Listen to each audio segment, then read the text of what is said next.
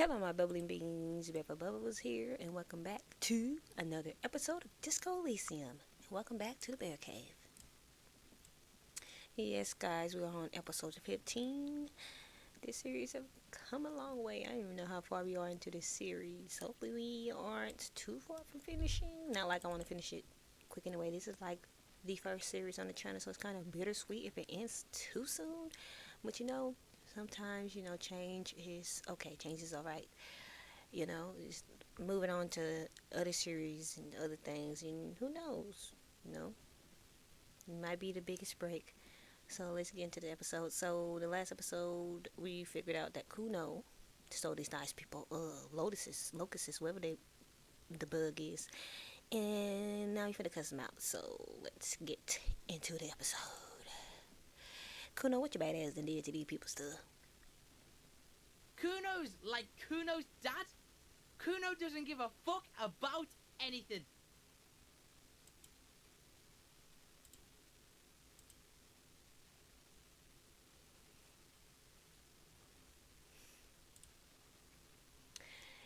You wouldn't happen to know anything about any missing No, Cuno doesn't give a fuck about bugs. Mm-hmm. So he knows locusts are bugs. Right. So he told him himself. Oh my god, I told you that shit is lame! Shut up, see. Now they're gonna take you to lame prison! What's this about? Stop playing. Deny everything, Cuno. You need to lawyer up. He literally just told him himself, though. Cuno's not gonna say anything without his lawyer present. Boy, do you even have a lawyer? Lame. That rings some bells. Could this be connected to Night City? AKA the City of Rage. Could be. Yeah, that's pretty lame. Sounds like art. Cuno, is this about Rage City? Oh god, Cuno, no! It's gonna happen now. They're gonna make you lame. Stop it, see. No one's gonna make anyone lame. Cuno's got this under control. There's definitely something going on here. You should check out Cuno's shack, the one with the pig's head. Yeah. Cuno, you suck ass. Cuno Anyway. doesn't fucking care. I don't fucking care either. Beat. Anyway. Anyways. Let's go in his shack and see what he done hid. Okay, what's this? It's crawling with locusts in here. All around you, the hisses and chirps of locusts fill the musky air. The earthen floor of the shack has been shaped into mounds of mud, dotted with little holes for windows. Like skyscrapers, spires of dirt and sand rising. Accommodations for their insectoid inhabitants. Sounds like you found the locust, detective. Heaps of leaves are rotting among the mud-caked towers. Dozens of little locusts feed on them, buzzing away with vicious joy. Cuno has really outdone himself here. It's the work of a self-taught visionary.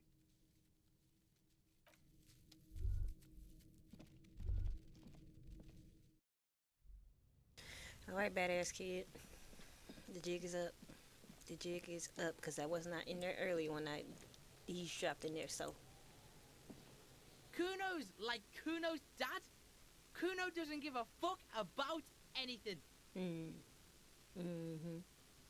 I know you took the locusts from the traps. This was this set up. Yeah. Cuno took the bugs. So what? You say you don't give a fuck about bugs, then you go and build a whole bug town? Like, be so for real, Cuno. That sounds kind of lame if you ask me. It's not Bugtown. It's the city of locusts. Locusts aren't just bug shit. They come out of the sky like a fucking shadow. Shit descends. Stop! Right, Cunoise? Locusts coming down like a shadow. This must be the Night City he mentioned when you asked him where he's been. So that, in there, is Night City? Yeah. Locust City. City of rage. City of lights. There's a tug of war over the name of his fantastical city. It's almost too big for his imagination. The girl forces herself to watch again, the corners of her eyes twitching from discomfort. Oh, sounds like a cool place. Cuno, the pig wants to help you. Oh, that's how lame it is. Please just don't say you're... An artist? Maybe I am an artist. You hear that, everyone? I'm a fucking artist now. Could be Cuno. Did he just say I? Cuno usually calls Cuno, Cuno. Hold on, did I hear you right? You said I. Cuno made Cuno. Cuno says whatever the fuck he wants. There are no rules here, pig. I fucking say I when I wanna, and Cuno when I wanna. Cuno's free. Cuno's free to fucking die, bitch. Oh. This is what he sometimes does when things get tense. Oh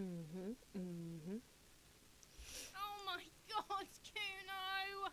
He's gonna make you totally lame in, like, 3 seconds. Don't let him, Cuno. 3 seconds is pretty quick. Yo, fuck you, see? Cuno can be what Cuno wants to be. Cuno's his own man. Cuno's free. Oh.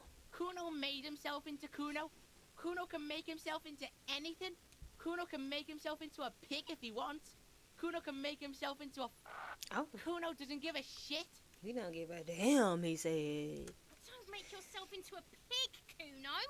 You'll have to take me away. These are choices you make, young girl. Without a word, she disappears entirely behind the fence.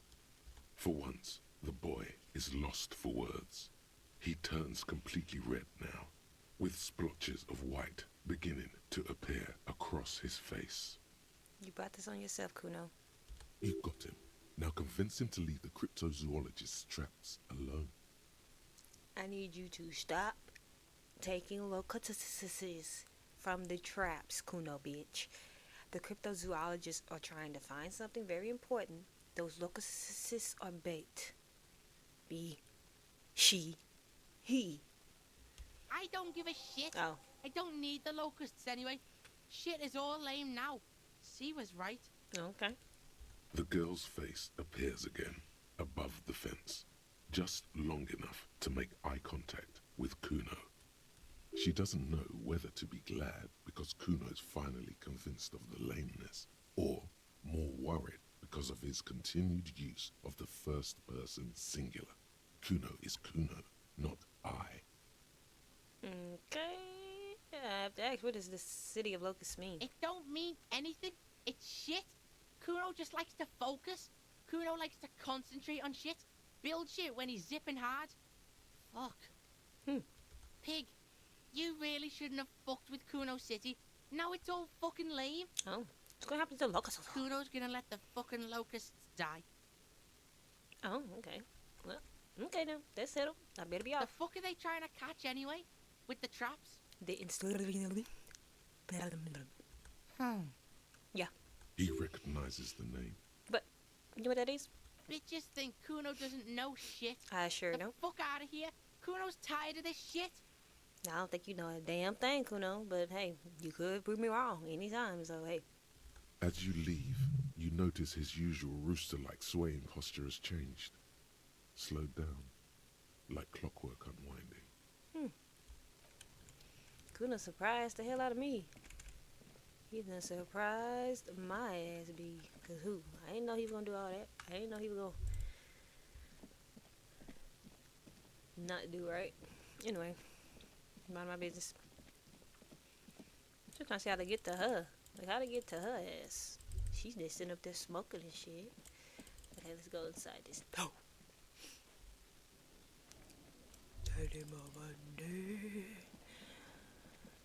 Okay, so it is tomorrow. We're waiting on 2100, so I'm just effing around to find something. That man gone, so I don't even know where the hell he went. I should ask him so that way I can go tag his ass. Hello, officer. I think I almost have it. A new trap design, that is. I know you're skeptical, but I have a good feeling about this. I had a chat with this kid, Cuno. He promised to stop stealing locusts. So it was just a child. Yeah. Thank you for telling us, sweetie. Mhm. This is good news, right? It means we can try again. Of course. She acts chipper, but something's changed in her tone. A hidden worry. Uh-oh. Yeah, you're right. We just need to restock the empty trap. Then we'll need to inspect the traps one more time. And then maybe we can. Oh. Go to bed. Go to bed. Then we can go to bed, because that's what you need to do. He has a 38-degree fever. His resilience has given way. Darling, I told you to take it easy. You're getting sick. Maybe it's time to go home. You're right, you're right.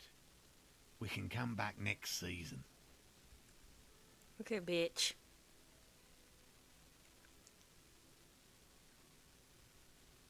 Really? It's too much, officer. What Morel I'm means about is interrupt this coughing. we're grateful for your help. No problem. Here's a fresh batch of locusts. They should slide right down the funnel. And thank you again. No We problem. will definitely mention you, should this lead to a discovery. Oh, yeah. I'm not talking co-discovery, of course, but, Bitch, I'm going to discover it first, and you have no choice but to give me all the credit, because I'm going to do all the work. So, yeah. So, I'm going to fill this local lawless box up. And we're going to find that guy. Oh, I remember which one it was. This is the first one that you see. Shoot, you didn't tell me nothing. The first one that you see is the one that you put the locusts in. Somebody remember. Yeah, shoot. I'm not no old person. No offense to old people with good memory. I'm just saying. I remember which one it is because I'm not dumb. You know, this is a different day, but I still remember stuff from 2 days ago. Like, don't ask me something from a year ago because I ain't gonna remember nothing. But I remember something from a couple days ago now. Where the little strat at? I don't know, but it's the first one right here. Right here. So it looked like it got him in there, but it's trying to trick you. The trap stands empty amongst the reeds. No insect sounds or movement around. Only the reeds, melancholy rustling. Rain drips from the netting of the trap. Now that I think about it, you hear a hissing sound somewhere? Pretty sure we heard a hissing sound in the last episode. The locusts, dazed from being transported, slowly begin to acclimate to their new surroundings. They're not really going to get the chance to get comfortable here. Okay, we got that done. One thing off the list. We got that restored. Now it's time to go back up here. Waste some more time. What's that? What is that? Oh, okay, now. Go back to Lena. Lena.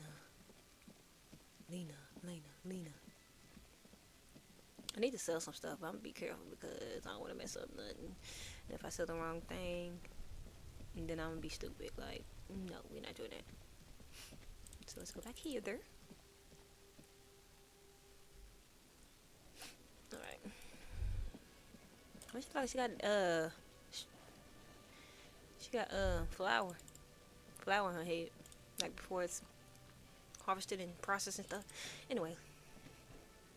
Hello, dear. It's good to see a familiar face. I restocked the empty trap. What's more than them? Thank you for doing that, dear. Morel still isn't feeling well. I convinced him to stay at Gary's to get some rest. Good. I'm afraid the cold has really gotten to him. That means I can go bother Gary and question him again until I get the right dice. Only the hardcore players left, right? I mean, it's probably for the best. It's awfully cold out there, and he gets those reeds. He gives up, and I'm running around. I'm sorry, dear. You've had to drudge through them so many times. Such is field work. A young person's game, as they say. Yeah. Her voice is shaky. What is going on here? So, who's going to check the traps? Morel will eventually, or we'll talk Gary into going back out, perhaps. Sometimes it's up to me again. No, you don't have to do that. Enough of this fool's errand. Morel will do it. Or Gary.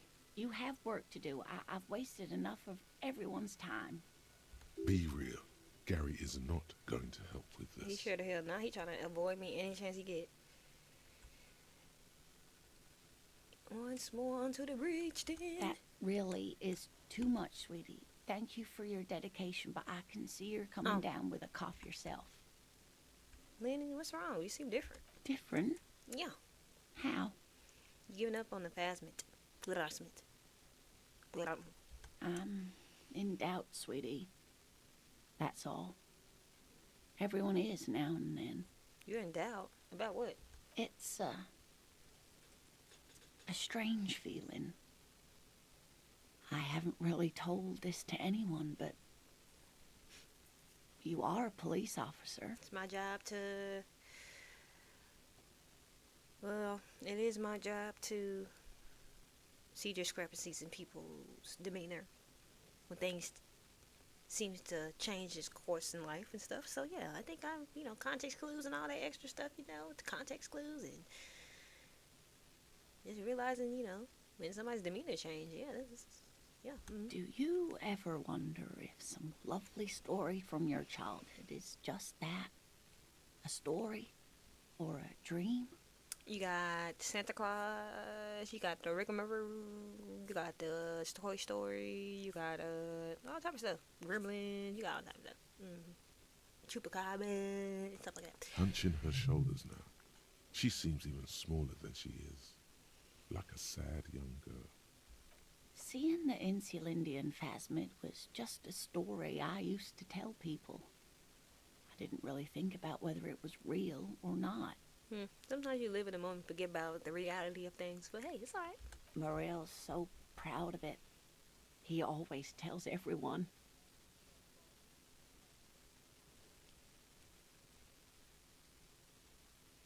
You seem to really believe it happened. Doesn't that count for something? No, sweetie. There's more to it than that. Morel was so eager to believe my story was evidence of the phasmid's existence that I'm some queen of the cryptozoologists. That, and for years his belief made me believe too.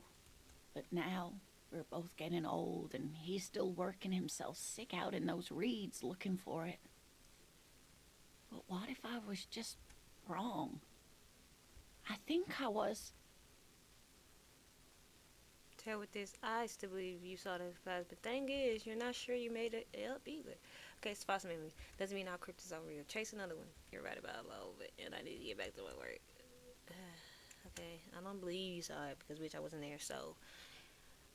But you're not sure that you made it up either. I'm not sure of anything. Sometimes I still see it, the real memory. Not the memory of the memory, but it's so hard to tell the two apart. Either way, I should go. Poor Morel is running a fever, and I need to get him home to Jamrock before we overstay our welcome with Gary. No, you sure you don't need help getting to Gary's? Oh, no, thank you, but I can get there on my own. This old thing is gas-powered. And then a taxi home. It's not so bad. You do that. I'll check the traps one more time. Oh, sweetie. Please don't get stuck on a dream. Take it from me and Morel. Can I have your address just in case there's news? Okay. It's 1113 Tabernacle Road, Jamrock, but... The rest of it's pretty grim. Thanks for bringing some light. You're welcome, sweetie. I'm glad it helped you, even though it turned out to be a... Flop. Disappointment. Waste of time. Yeah. A waste of time. Exactly, Brother Frick. A lie. Yeah, drama. Like that, she dries off. The gas engine putters quietly as she gets to the doors, then pushes them open. Outside, it's raining. Damn, that's tough. That is tough. I hate that. It's like having you work so hard on something and then it's all for nothing. Like you wasted your damn time. It's so sad. I hate that.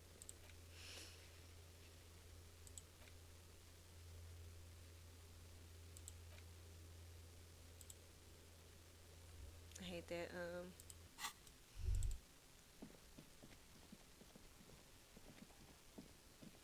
it didn't work for them. But sometimes dreams are meant to be more than just a thought.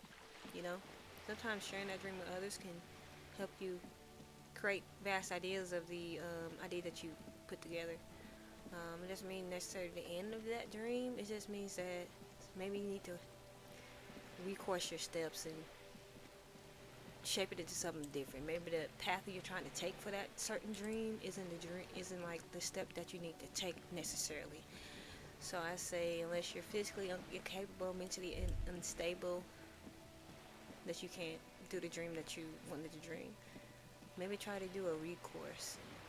Retrace those steps that you took and learn from them from the first time you failed in that dream. Don't give up on your dreams, y'all. It's what makes you human. You're back. Good. What can I help you with? Okay. I'm afraid I can't say any more until we've taken care of formal protocol. You never guess what I found. My badge B. Did you? Yeah. Wonderful. Yeah. Quickly, methodically, like an electric printing machine. She's memorizing your badge number. Nah, she's wild for that. It is a relief to see a W freighter here. The situation is precarious, to say the least. It needs a quick solution, or we will have a bloodbath on our hands. Okay. You said contain the situation? Yes. I'm afraid this strike may descend into a small-scale civil war, with possible consequences for all of Rivershoal West. Alright, they need to figure out the same thing happened to them, whatchamacallit workers in that last episode. They got what? Handled. So they need to figure that out. This right here, this right here, this right here, this right here. I have an indirect role to play, I'm sad to say. My employer experienced a momentary lapse of faith in me. In that moment, they elected to deploy a private military contractor as an insurance measure. They called it my security detail. So that's why he's so okay. So they did send that motherfucker out to get killed. Well, they didn't know he was gonna get killed, but like, alright. Absolutely not. Oh. These mercenaries are muscle, pure and simple. They are meant to intimidate the Union into surrendering. So whoever said that in the last couple episodes ago, I can't remember because that was a whole year ago or and a half ago. Somebody just said the motherfuckers done sent somebody up there to intimidate them folks, and them folks said we ain't taking this shit no more. Cronell, an Odonese military company. As far as I know, 3 arrived in Martinez. They report to me sporadically, but they do not answer to me. To be frank, our relationship is deteriorating. After what just happened, I don't think you have one anymore. They wear ceramic armor, have semi-automatic weapons, and years of combat experience. They also have trauma and stressor disorder, and no idea how to conduct themselves in an urban civilian environment. The story is, one of them, the Colonel, I don't know his real name, sexually assaulted a local woman while he was drunk and separated from his unit. This allowed some of the more militant Union members to subdue him. So you knew the whole time, okay? He was taken out behind the whirling in rags and lynched last Sunday night. I knew it. Nothing. Mr. Clare refuses to let me into the harbour. I have not been able to discuss this matter with anyone there. The remaining 2 Cronell contractors carry out their orders, for now. For now. It's a smokescreen. In secret, they are conducting an independent military tribunal into the lynching. Once this investigation is concluded, executions will follow. Maybe the investigations can team up, share resources and intelligence. Surely you're joking. Oh. These people are killers. My only hope is that yours provides a single, concrete suspect before they indiscriminately pick theirs.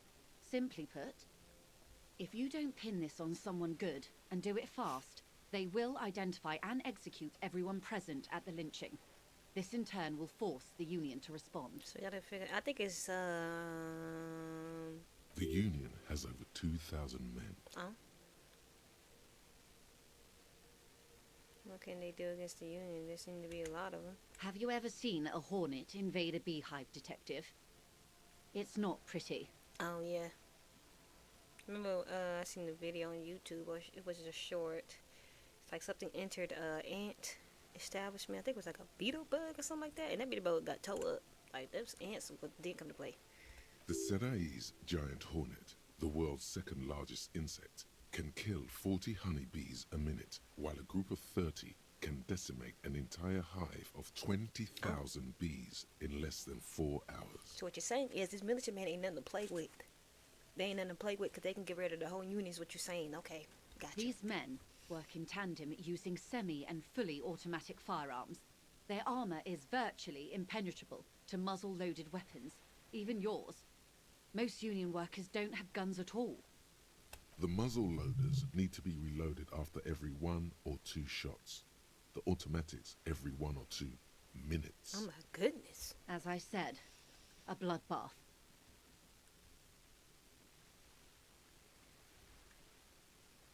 Yeah, I think it's inevitable, to be honest with you. It doesn't have to be like this, Lieutenant W. Frater Dubois. Oh. One single concrete suspect delivered into civil court, and I may be able to defuse this situation. Okay.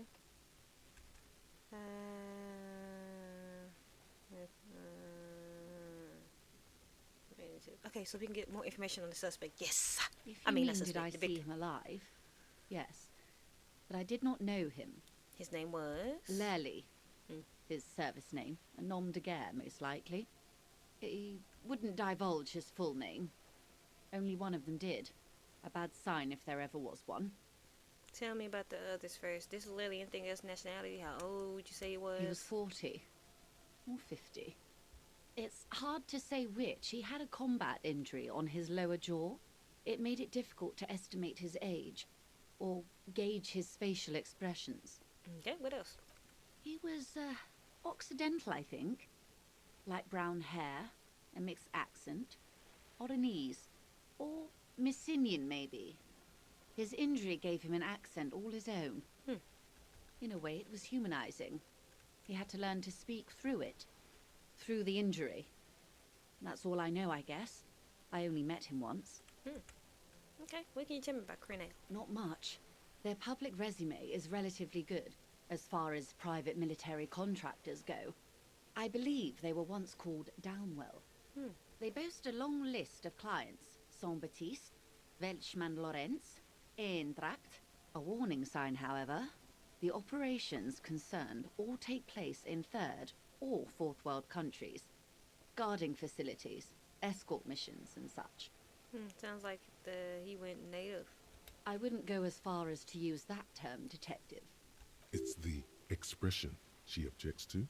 What, going native? Yes. Oh. She picked a strange hill to die on. It sounds Strike. Sounds like you object to warriors going native more than him. People there. She's silent. So where you draw the line going native? Not hiring a paramilitary death squad? Paramilitary death squad is a bit rich.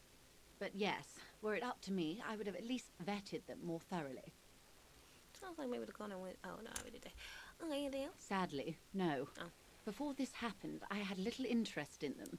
Now that I do, I don't have the resources. Well, guess what? You should have had the interest in the first place because you never know what's going to happen.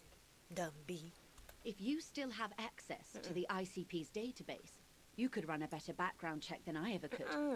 It may take some time, though. Not using my resources. What are you going to do for me? You ain't did nothing for me but tell me, but yes, I already knew. I already figured it out. These unit workers done killed this man. What you need to help me figure out is what you going to do for me because I'm already using my resources for you, so you need to be using your resources for me, ho. The International Collaboration Police, ICP, is charged with coordinating law enforcement activities in complex multinational investigations. Their database is the single largest source of information in the world. Probably. Ah, yes. Your condition. Yes. The International Collaborative Police maintains a database for these sorts of things. Perhaps you should consult it. It was just a suggestion. Could you contact the company? Tell them to call it off? I have. And they will. However, these orders take time to reach what is basically a rogue unit out in the field here. Until they do, It's all on us. Why I gotta be all on us? It ain't got nothing to do with me. It's y'all fault. Y'all brought these motherfuckers up here to kill these people. They ain't got nothing to do with me. She's being truthful. She is pressing them as hard as she can. You said it to see little. Or he didn't. Oh. This is information passed on to me from some teenagers loitering around the canal. I cannot testify by it. Oh, I know what you're talking about, them teenagers. Who did the passing on then? The remaining contractors. Their tribunal. It's what they believe. Okay. And what did they say? That the man was killed because he assaulted a local woman. I've asked around a bit. This seems to be the accepted story around Martinez. Wait, is a woman that blonde lady with the long hair? Am I reaching here? Last Sunday night, at the Whirling in Rags, the hostel by the gates. Supposedly, the colonel was drunk. Maybe on narcotics, too. Either way, he's alleged to have sexually assaulted a woman. Sometime later, a group of dock workers got their hands on him. And who was this woman? That's a good question, officer. I don't have the slightest idea. As I said, it's a rumor about a rumor. In any case, it's what the colonel's remaining colleagues believe. Where are they at? They've gone to ground, as it were. I don't recommend seeking them out. For one, they're almost certainly armed to the teeth. They don't have the same respect for the Revachol citizens' militia as I do. To put it bluntly, they think you're vigilantes. Oh. Ghetto savages. Oh. It will not be a fruitful meeting. I still don't know where the hell they at, regardless. You're likely to run into them eventually. When that happens, I'll be in a better position to mediate if I don't appear involved. Bitch, you don't tell me the hell these people at. One is obviously the scab leader at the harbour gates. The one chanting the idiotic slogans. He's barely maintaining his disguise. You know what? That's why I mud looking. We're looking at him like a mother looker. You look familiar looking. Look at me. Context clues, yeah. I'm just doing everything work close by the harbour gates, the scab leader. That may be so. I still hope you heed my advice. There's no need to kick the hornet's nest. I'll wait for Kim. That way we can get kicked together. The situation at the gates is a powder keg. She says she wants to avert catastrophe, but that's where she draws the line. I call bullshit. Right. Well, it must be the good... Oh, okay, I always said that. Okay, I had a question for I you. hope I can answer it better. You know what? What if the other one is... What her name? That's sitting on the stairs. How much time do we have? Until the executions start? Truthfully, I don't know. It depends on their progress identifying the members of the lynch mob and their impatience. That's less than reassuring. I'm not trying to reassure you, officer. Quite the opposite, in fact. It's a matter of days, not weeks. Okay, that's enough for now. I am sorry to have been the bearer of bad news. If there is anything else I can help you with, please ask. Oh, there's a lot I gotta tell Kim. Oof. Now, can you tell me about these tattoos? Of course. Excuse my hesitation before. Bitch, shut the hell up and tell me. For about half a minute, in silence. I'm gonna stay quiet too. Her mouth is relaxed. The accordion lines near her mouth vanish. The pearls of her eyes move slowly on the photo's surface. What do you think, ma'am? Sorry.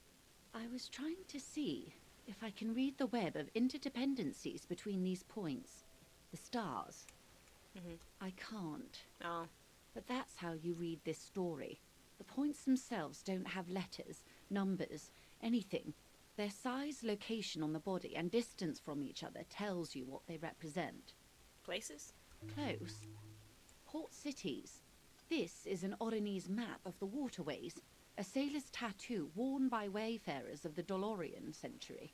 Over 300 years ago, the sailors would mark their bodies to map their travels. The sailor's soul would use it to fly back home if they should die abroad. This is a sort of contraption to be reeled back in by. The silver cord, they would call it. Quite a few. Vredefort, the Oronese capital, traditionally stands on the right shoulder. He started somewhere near here, I think. Then what? Then he made his way to the Pretto Grande, through what I think must be the Stutz Canal, an artificial channel through the Occident. From the Pretto, he sailed to the Insulindic Ocean, first the Semines Islands, then this. What's that? Revachol. Those are the two constants. Vredefort on the shoulder, and Revachol in the heart. They started the tradition of these maps right after the discovery of Insulinde, at the dawn of the Interinsulary Age. The old world passing by, and the new world already here. You say you can't read it. Seems like you can. I can't. This man was no sailor, and these are no ports. I can understand geographic fragments, but not their meaning. In Martinez, looking into Crenel, he writes in one. Then the man puts down his pen and rubs his temples with both hands. Outside, there is a siren. Distant gunshots on the streets of the Jamrock Quarter. Vredefort? Vredefort has a military academy. The Semines Islands saw a recent conflict. In Revachol, he was executed. That makes sense to me. We have no more use for a map of the waterways, just like we don't need sailors the way we used to. This is what the custom would morph into on the Occident. Mercenary tattoos. For all the boys looking for adventure, a blood spatter on the seas. His platoon members? The other contractors. Though I do not suggest you go and show them that picture. This man was their friend and comrade. Surely there are other people to ask about the tattoo. This is not necessary to complete the task, officer. It's a dangerous side task. Search elsewhere. Okay. I am relieved you think so. I don't think deciphering that tattoo should come before public security. Okay, that's it. Is there anything else I can help you with? Nope. Alright, so get that autosaved done. Let's see what's next on the list. I gotta next another about the tattoos, possible meaning.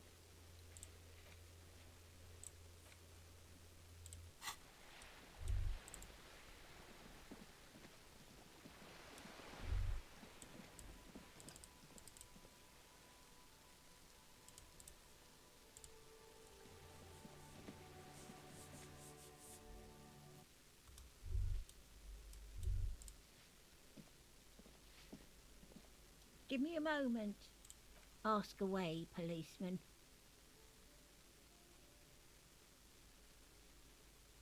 Oh, that one is a sign. I think he's something to do with all... That's what I said.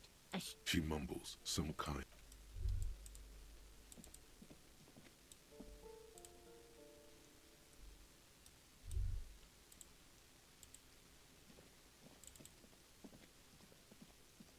Hello again, officers. Have you come to admire my mural?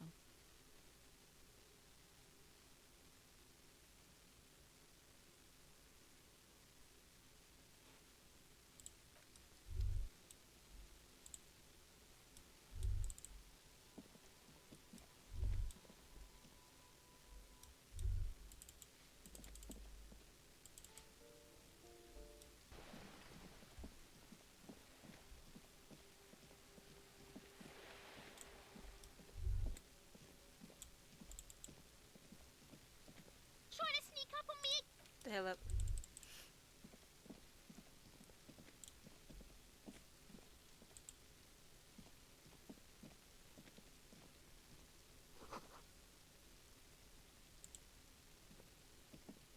The door is closed again. Nothing to do here anymore.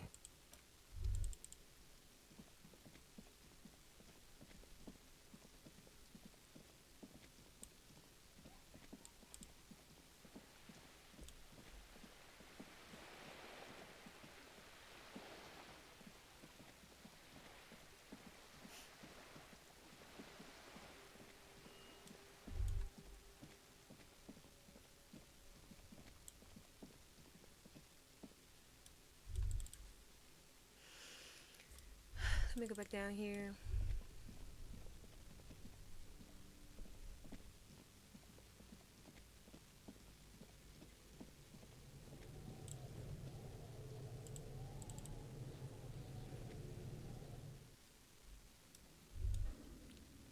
Hold on, I need my dang, go.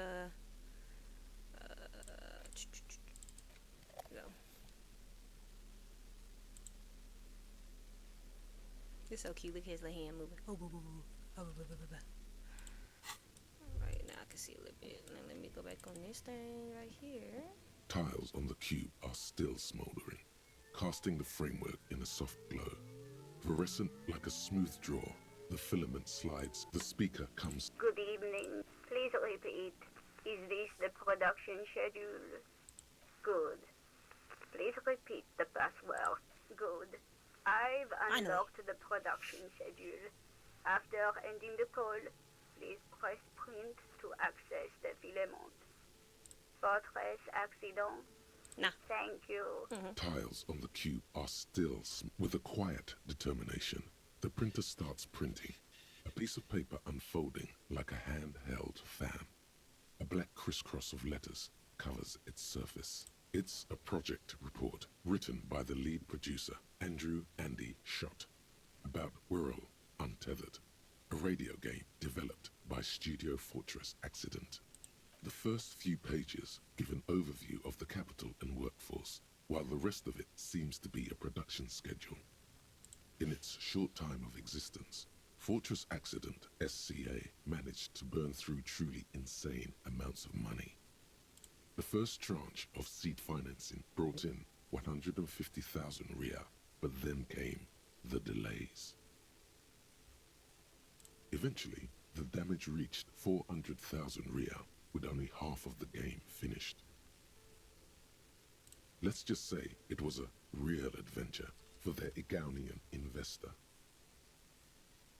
Fortress Accident employed 18 people, the bulk of the team composed of writers and concept artists. There were also radio programmers, sound engineers, a CEO, 2 marketing experts, and a single overburdened producer who developed a habit of popping Pyrrolidon in the basement to escape his obligations. Why did Fortress Accident have so many concept artists? It didn't. No, definitely not. A few more producers could have come in handy though, especially when dealing with writers, some of whom routinely skip to work because of mental health issues and extremely unprofessional sleep schedules. One of them even managed to steal some valuable company property before skipping town for good. The production schedule depicts their glorious descent into bankruptcy. Not the concept artists.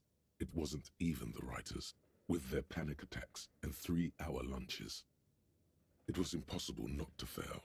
The project was too large, and no amount of money could satiate the ever-expanding ambitions of the development team. They tried to make a 4 million real game with 400,000 in their bank account. They thought they could bridge the gap with pure willpower and imagination. They couldn't. No, you couldn't have. Definitely not. Not a chance. Even then, success remained within an ever-narrowing margin of possibility that, despite everything, never entirely disappeared. No way the hell they do me like that. That is until they discovered the Valley of the Heads. At the 11th hour, the lead designer, Jimsk-born Suliswaf Jalisa, decided that what Whirl Untethered needed was a secret mystical location at the extreme edge of the map. This place was to be the Valley of the Heads, where the heads of all the headless constructs could be found. The player would have been able to choose a head for their headless party member, and each head would have been voiced on air by a professional actor. The world had never seen their kind before, and might never again. So many. The last count, there were approximately 10,000 heads for 10,000 headless men, all of which could be endlessly recombined. Do you really want to know? There seems to be a calculation here. but it may take a while.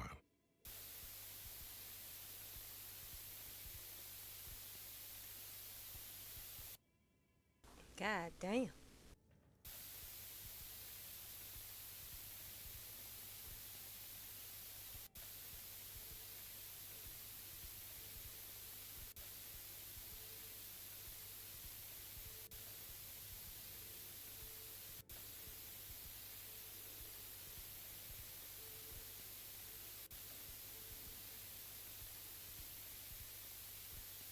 What if you broke the radio computer?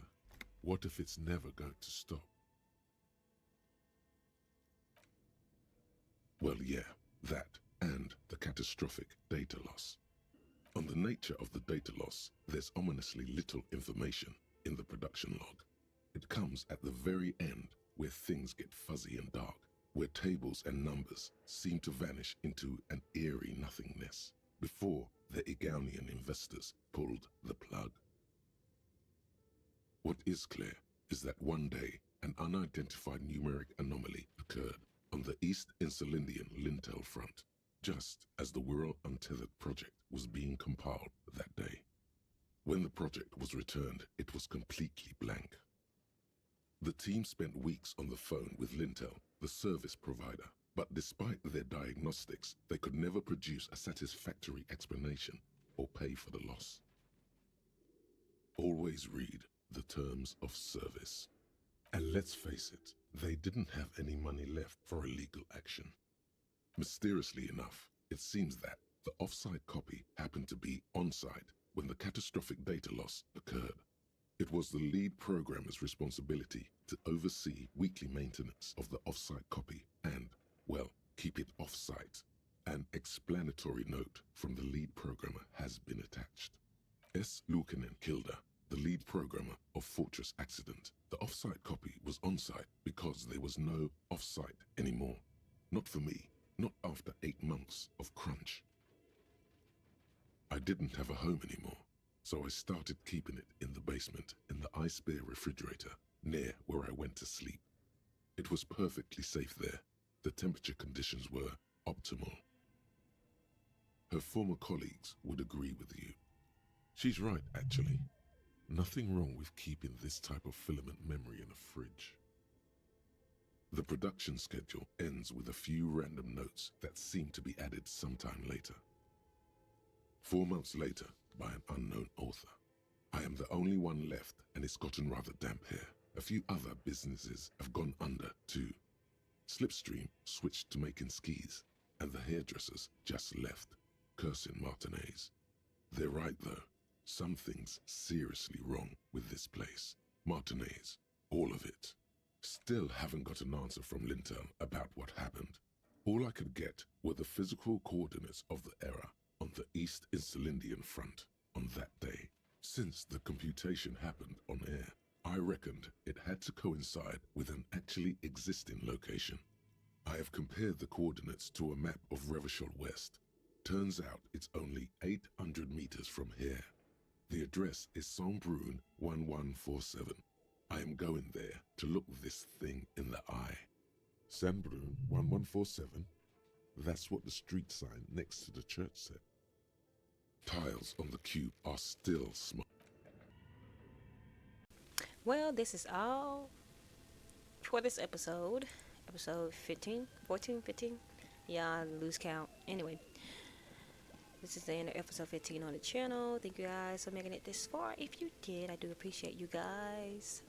Even if you are just clicking on the video for a few seconds and watching the first 20 seconds of it, I do appreciate you regardless.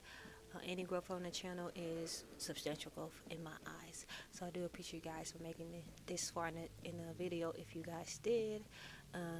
As always, don't forget to like, comment, and subscribe. Hit that bell so that way you can keep up with all the Disco Elysium uploads and any other uploads I do on my channel. And as always, bye-bye.